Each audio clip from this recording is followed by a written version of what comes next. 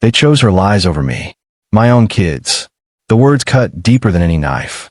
I gave them everything, and they left me broken. I'm Jackson, 35. I'm a construction foreman, building homes for others while mine fell apart. My kids' betrayal tore my heart out, left me questioning everything. I used to think family was my strength. Now I know, sometimes, you have to fight for what's yours.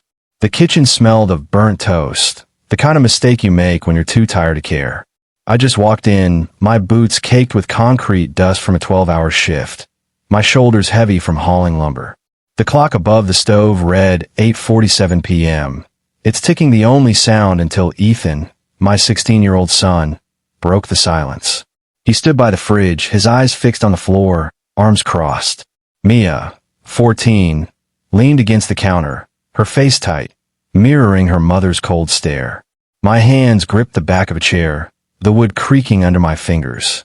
"You're never here, Dad," Ethan said, his voice low, sharp, like a blade. "Mom says you don't care about us." My chest tightened, a dull ache spreading. Mia chimed in, her voice quieter but no less cutting. "She says you're a deadbeat." The word landed like a punch, stealing my breath. I wanted to yell, to tell them about the overtime I pulled to pay for Ethan's soccer cleats, Mia's art supplies. But my throat closed up, my jaw clenching so hard my teeth hurt.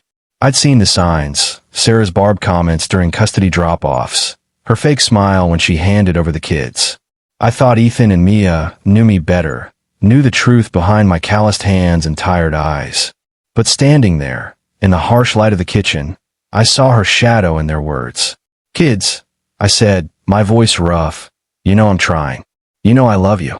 Ethan's gaze flicked up, cold, distant. "Do you?" he asked. My heart stuttered, a sharp pain I couldn't shake. The argument grew jagged. Mia's voice rose, accusing me of missing her recital last month. I hadn't. Sarah changed the date and didn't tell me. Ethan brought up a camping trip I skipped. Another lie. Another time Sarah twisted the truth. I tried to explain, my voice cracking, but they weren't listening. Their words overlapped, each one a weight piling on my chest. My hands trembled, the chair creaking louder. I wanted to grab them, make them remember the nights I stayed up fixing their bikes, the mornings I drove them to school when Sarah forgot. But I didn't. I just stood there, my breath shallow, pinned by their stares. I stepped back, my boots scraping the linoleum. My chest felt like it was collapsing, the air too thick to breathe. "Go to your rooms," I said, barely a whisper. They didn't argue, just walked away, their footsteps fading down the hall. The kitchen light buzzed above me, the burnt toast smell clinging to the air. I sank into the chair, my head in my hands, the photo of us on the fridge, smiling at the lake, mocking me. Sarah had turned my kids into strangers, her lies sinking deep. My pulse pounded, anger mixing with hurt. I couldn't let her win. Not like this. How do you make your own kids see you again? The memory of that kitchen fight clung to me like damp concrete dust. A week later, I sat in my truck outside the construction site, the engine off, my hands still gripping the steering wheel. The dashboard clock blinked 6:03 a.m., the sky barely light. My eyes burned from another sleepless night, replaying Ethan's words, "You don't care," and Mia's quiet jab, "Deadbeat." My chest ached, not from the long shifts, but from the weight of their betrayal. I'd given them everything, and they didn't see it. Years back, when Ethan was 8, I'd taught him to ride a bike in the park. His knees were scraped, his grin wide as he wobbled forward, my hands steadying the seat. "You got this, buddy," I'd said, my voice hoarse from cheering. I worked doubles that month to buy that bike, skipping dinners to save cash. My stomach growled now, remembering those days, the ache in my bones after 14-hour shifts.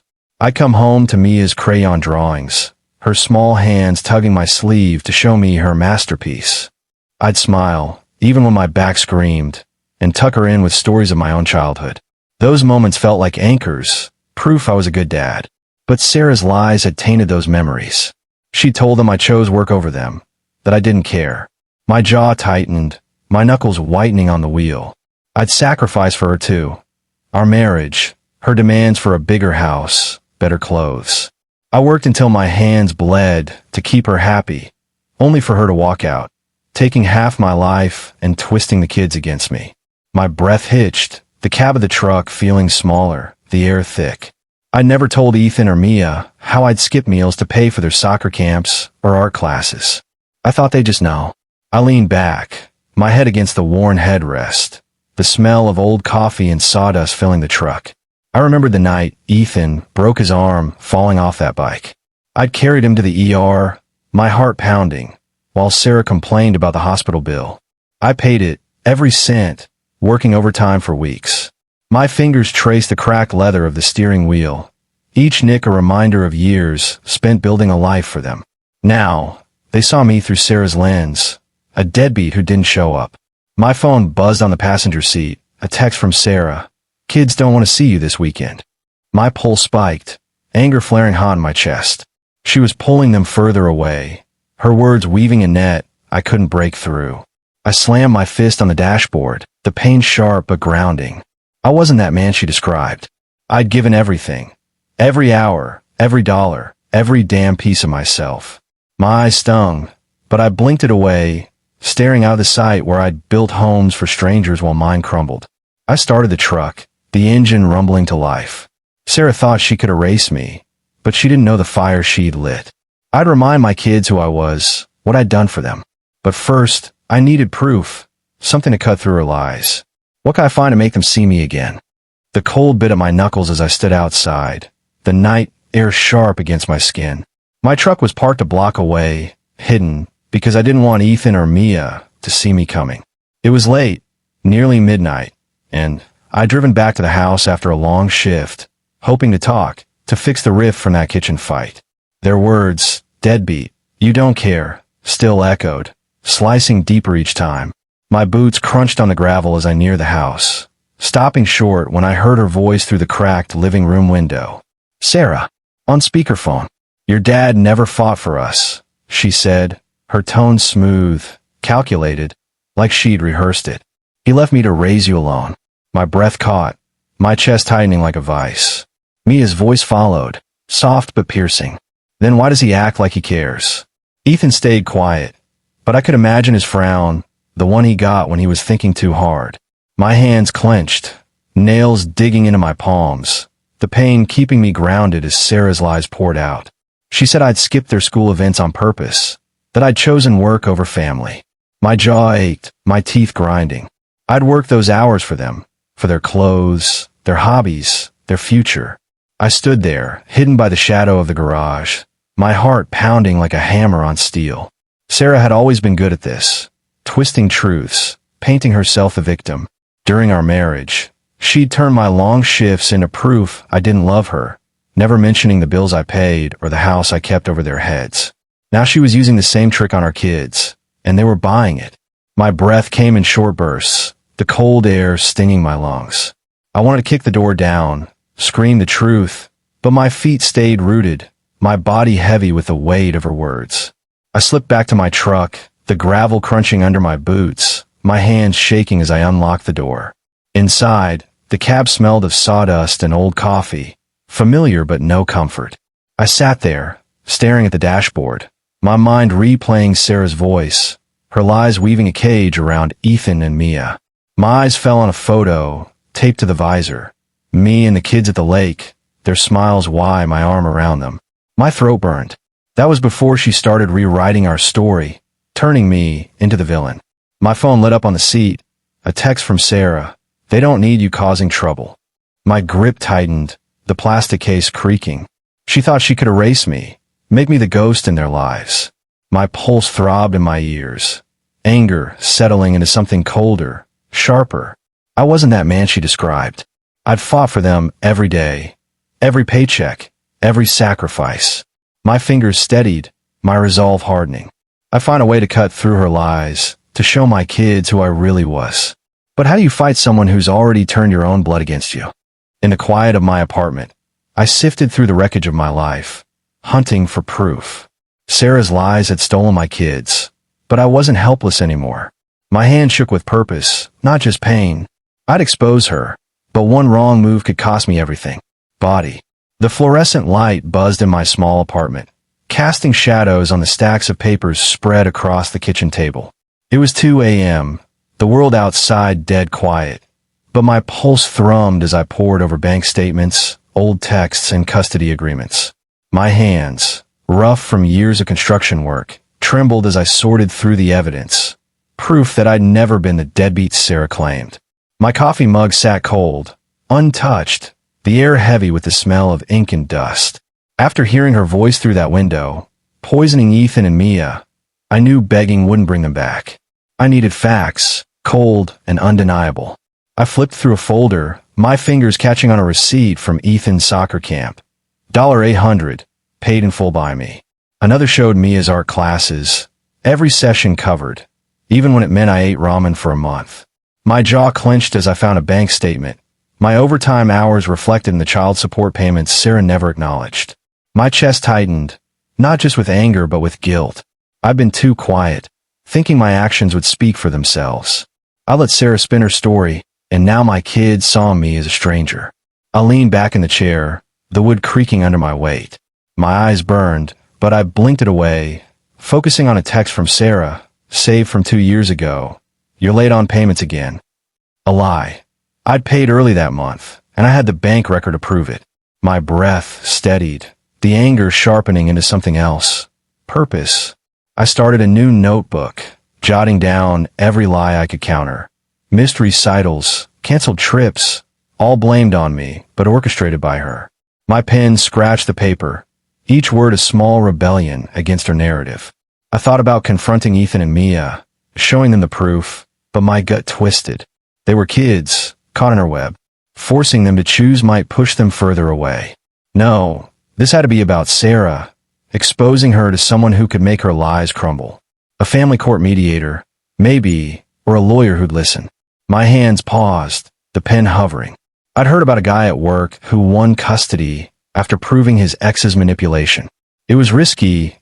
Courts didn't always care about guys like me, but it was a start. My heart pounded, a mix of fear and resolve. I stood, pacing the small room, my boots heavy on the worn floor. The photo on the fridge, me, Ethan, and Mia at the lake, caught my eye. My throat burned, but I pushed it down. Sarah thought she'd buried me, but I was still here, still fighting. I grabbed my phone, scrolling to a contact, my old buddy, Tom, a paralegal who owed me a favor. My finger hesitated over the call button. This was it, a step toward dismantling her lies. But one mistake, one misstep, and she'd twist it, make me the villain again. I set the phone down, my hand steady now, the plan taking shape like a blueprint in my mind. I'd gather every scrap of evidence, build a case she couldn't dodge. But could I really outsmart her before she turned the kids against me for good? The mediator's office smelled of stale coffee and cheap air freshener, the kind that clings to your clothes. I sat across from Ms. Carter, a gray-haired woman with sharp eyes, my folder of evidence heavy in my lap. My heart pounded, each beat loud in my ears, but my voice stayed steady as I slid the papers across the desk. Bank statements, receipts, text screenshots, every piece of brick in the wall I'd built to prove Sarah's lies. My hands, rough from years on construction sites, didn't shake this time. I'd spent weeks gathering this, nights alone in my apartment, fueled by cold coffee and colder anger. These show I've paid every cent of child support. I said, my tone even, though my chest was tight. Sarah told my kids I didn't care, that I left them struggling. That's not true. Ms. Carter's eyebrow lifted, just a fraction, as she scanned the documents. Proof of soccer camp fees, art classes, even medical bills I'd covered when Sarah claimed she couldn't. My jaw clenched as I recounted her lies, the ones I'd overheard through that window. Me missing Mia's recital, Ethan's camping trip, all blamed on me. She's turned them against me. I said, my voice low, raw. They're my kids. Ms. Carter nodded, her pen scratching notes. This is substantial, Mr. Hayes, she said, her tone neutral but her eyes sharp. My pulse spiked, a flicker of hope cutting through the weight I'd carried for months. I leaned forward, my boots scuffing the linoleum, and added, I just want them to know the truth. She didn't reply, but that raised eyebrow told me she saw through Sarah's story. For the first time, I felt like I wasn't shouting into the void. Later that day, I picked up Ethan and Mia for my custody weekend. They sat in the back of my truck, silent, their faces tight. Ethan broke the quiet first, his voice hesitant. Mom said you're trying to make her look bad. My hands gripped the steering wheel, knuckles whitening. I'm not, I said, keeping my eyes on the road. I just want you to know I've always been there. Mia shifted, her voice softer. Then why's Mom so upset? My throat burned, but I swallowed it down. They were questioning her, small cracks in her lies, but enough to keep me going. I dropped them off at home, my heart still racing from the mediator's office. Sarah was waiting at the door, her arms crossed, her smile cold. You think you're clever, Jackson, she said, her voice low so the kids wouldn't hear. My fist clenched at my sides, but I kept my face blank. Just telling the truth, I said, holding her stare. Her eyes narrowed, a flash of something dangerous in them. I'd struck a blow, but Sarah wasn't the type to go down quietly. She'd fight back, twist this somehow, and I could feel the storm coming. I drove away, the truck's engine rumbling, my hand steady, but my mind racing. The mediator's eyebrow, Ethan's hesitant question. These were victories, small but real. But Sarah's glare lingered, a warning. I'd exposed her lies, but she'd come for me, and I wasn't sure how far she'd go to keep control. What'd she do to twist this back on me? The air in my apartment was thick, the kind of heavy that settles after a long day. I sat on the couch, my work boots still on, the faint smell of sawdust clinging to my clothes. My phone buzzed on the coffee table. Another text from Sarah. You're turning them against me. Jackson, you'll regret this. My jaw tightened, my pulse a steady thud in my ears. I'd struck a blow in the mediator's office. My evidence, bank statements, receipts, proof of my sacrifices, laying bare her lies. But Sarah wasn't going down easy. She doubled down, spreading new stories to Ethan and Mia, claiming I was dragging her name through the mud to hurt them. I leaned forward, elbows on my knees, my hands rough from years of construction work. 2 days ago, Ethan had called, his voice low, hesitant. Dad, is it true you paid for everything? He'd asked. My heart had lurched, a flicker of hope cutting through months of pain. Mia had texted later, just a few words. Mom's really mad. What's going on? Their doubt in her was small, fragile, but it was there. I'd answered carefully, my voice steady despite the tremor in my chest. I just want you to know the truth, I'd said. They didn't reply, but the silence felt different, not cold, but uncertain. Sarah's retaliation came fast. She called their school, told the counselor I was unstable, trying to paint me as the problem. My fists clenched, the memory of her glare at the custody drop-off burning in my mind. You're playing dirty, she'd hissed, her voice low so the kids wouldn't hear. I'd stared back, my face blank, but my blood boiling. You started this, I'd said, walking away before I lost control. My evidence had shaken her, and she was scrambling, her lies fraying at the edges. But every move I made felt like walking a tightrope. One slip, and she'd twisted to keep Ethan and Mia in her grip. I stood, pacing the small room, my boots heavy on the hardwood. The photo on the fridge, me, Ethan, and Mia at the lake, caught my eye, their smiles a painful reminder of what I was fighting for. My throat burned, but I swallowed it, focusing on the next step. The mediator had scheduled a family meeting, a chance to sit down with the kids and lay everything bare. My hand shook at the thought, a mix of fear and resolve. I wanted to tell them everything. Every late night, every dollar, every sacrifice. But what if they didn't believe me? What if Sarah's hold was too strong? I stopped pacing, my breath shallow. Sarah's lies were crumbling, but she was cornered, dangerous. I'd heard from a mutual friend she was losing allies. Her co-workers were whispering, questioning her after the mediator's report surfaced. My chest tightened, a spark of satisfaction mixing with dread. I'd exposed her, but she'd fight dirtier now. The family meeting was in 2 days, and I could feel the weight of it, like storm clouds gathering. I sat back down, my hands steadying. I'd face them, Ethan, Mia, even Sarah, and show them who I was. What could I make them see before she turned it all against me? The mediator's office was sterile, the air heavy with the smell of old carpet and tension. I sat across from Ethan and Mia, their faces pale under the fluorescent lights. Ms. Carter, the mediator, sat at the head of the table, her notebook open, her pen still. My hands rested on the folder of evidence, bank statements, receipts, proof of every sacrifice I'd made. My heart pounded, a steady thud against my ribs, but I kept my eyes on my kids. Sarah wasn't there. Her absence a small victory, but her shadow loomed in their uncertain stares. Ethan, Mia, I started, my voice rough, like gravel in my throat. I've never stopped fighting for you. I slid the folder forward, opening it to show the papers I'd spent weeks collecting. These are the payments I made. For your soccer, your art, your doctor visits. Your mom said I didn't care. That's not true. My hands trembled, but I pressed them flat against the table, the wood cool under my calloused palms. Ethan's eyes flicked to the documents, his jaw tight. Mia's fingers twisted in her lap, her gaze darting away. I told them about the overtime, the skipped meals, the nights I came home aching but still read Mia bedtime stories, or helped Ethan with homework. My voice cracked as I recounted the recitals Sarah lied about, the camping trip she sabotaged. I was there. I set my chest tight. I've always been there. Ethan's eyes met mine, wet and wide. Dad, he said, his voice breaking, I'm sorry. I didn't know.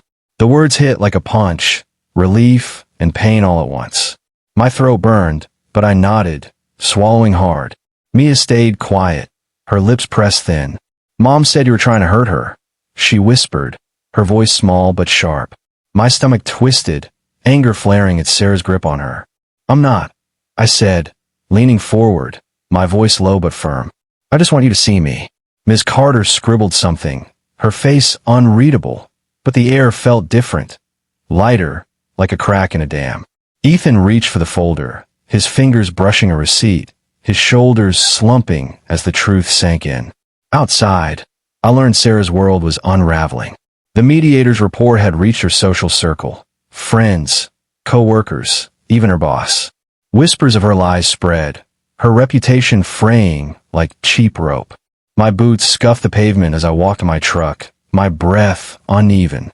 Ethan's apology echoed, a lifeline, but Mia's hesitation gnawed at me. I'd shown him the truth, but Sarah's hold wasn't broken yet. My hands clenched, the keys biting into my palm. The family meeting had shifted something, but it wasn't enough. Sarah would fight back, and Mia's doubt was proof she still had power. I climbed into my truck, the familiar smell of sawdust grounding me. My eyes fell on the photo taped to the visor. Me, Ethan, and Mia at the lake, smiling.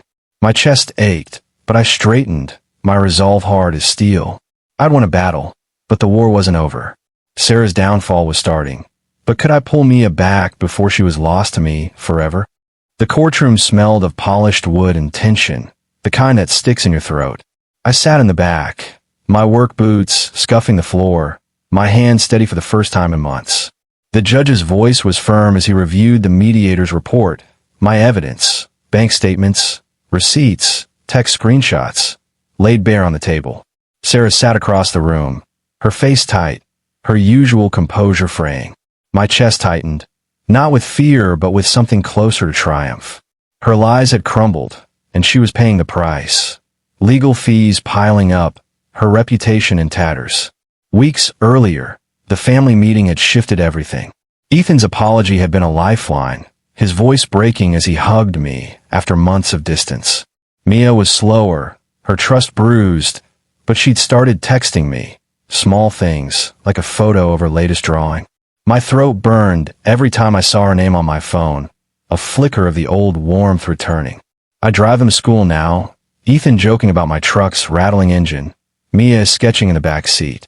My hands gripped the steering wheel tighter those mornings, the weight of their presence grounding me. Sarah's downfall spread beyond the courtroom. My buddy Tom, the paralegal, told me her coworkers had turned cold, her lies exposed when the mediator's report leaked to her social circle. Her boss demoted her, citing personal distractions. I didn't smile when I heard it, but my shoulders squared, the knot in my chest loosening. I'd spent years building homes for others, pouring concrete and sweat into foundations that lasted. Now I was rebuilding mine, brick by brick, with Ethan and Mia. I stood outside my apartment, the evening air cool, the smell of cut grass sharp. Ethan had left his soccer ball here last weekend, a small sign he was staying longer. Mia had taped a drawing to my fridge, me, her, and Ethan at the lake like the old photo. My eyes stung, but I blinked it away, my breath steady. The pain of their betrayal still lingered, a dull ache in my bones, but it was fading. I'd fought for them, not with fists but with truth, and I'd won them back. Sarah called once, her voice sharp but desperate. "You happy now, Jackson?" she'd hissed. I didn't answer, just hung up, my hand steady on the phone. She'd lost her grip on the kids, on her carefully crafted image. I didn't need to gloat. Her silence was enough. My boots crunched on the gravel as I walked to my truck, the keys heavy in my hand. The fight had cost me sleepless nights, a heart battered but not broken. But it was worth it. I climbed into the cab, the familiar smell of sawdust and coffee wrapping around me. The photo on the visor, me, Ethan, and Mia at the lake, caught the fading light. My chest ached, but it was different now, lighter. I'd reclaimed my place as their father, but the scars of Sarah's lies would always mark us. As I started the engine, I wondered, would we ever be whole again, or was this fractured healing the best we could hope for?